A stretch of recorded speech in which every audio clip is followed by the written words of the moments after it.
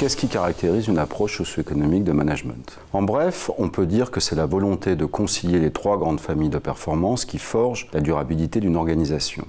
La performance sociale, la satisfaction au sens large du potentiel humain, la performance sociétale, la qualité des externalités sur la société et la nature, et la performance économique, c'est-à-dire les résultats financiers immédiats, les investissements et la création de potentiel. Depuis les années 1970, des approches en management et contrôle de gestion se sont développées dans cet esprit.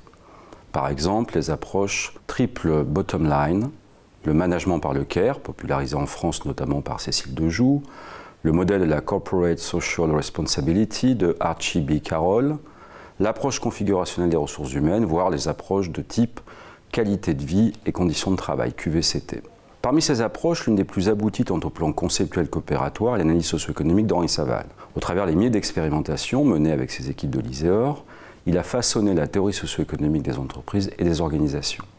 Celle-ci est en particulier très bien illustrée dans son dernier ouvrage, co-dirigé avec Véronique Zardet, le monumental, car il y a plus de 1000 pages et plus d'une centaine de co-auteurs, traité du management socio-économique. Par-delà leur contingence, un grand point commun de ces approches socio-économiques du management est de réfuter fondamentalement le taylorisme, en ce que le taylorisme nie par définition les performances sociales et sociétales de l'organisation, l'économique étant son critère unique et dominant, l'homo economicus, son modèle de l'être humain au travail. Aujourd'hui, nul doute que les approches socio-économiques sont promises à un bel avenir, si l'on se réfère par exemple à la directive européenne CSRD de 2023, la Corporate Sustainability Reporting Directive, qui va obliger les entreprises de l'Union européenne de plus de 250 personnes à comptabiliser leurs résultats extra-financiers, sociaux, sociétaux et environnementaux, et qui dès lors va les pousser à des modalités socio-économiques de management. La petite question que l'on pourrait néanmoins se poser sur ce terme socio-économique porte sur sa compatibilité avec celui de management.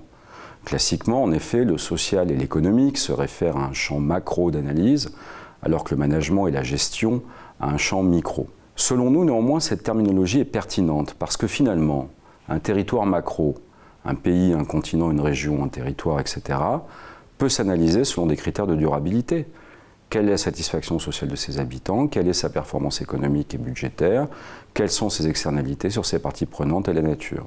Au fond, le terme socio-économique accolé à management consacre en fait l'organisation, observée comme un territoire de petite taille, mais qui subit aussi des jeux comparables entre les structures et les comportements humains.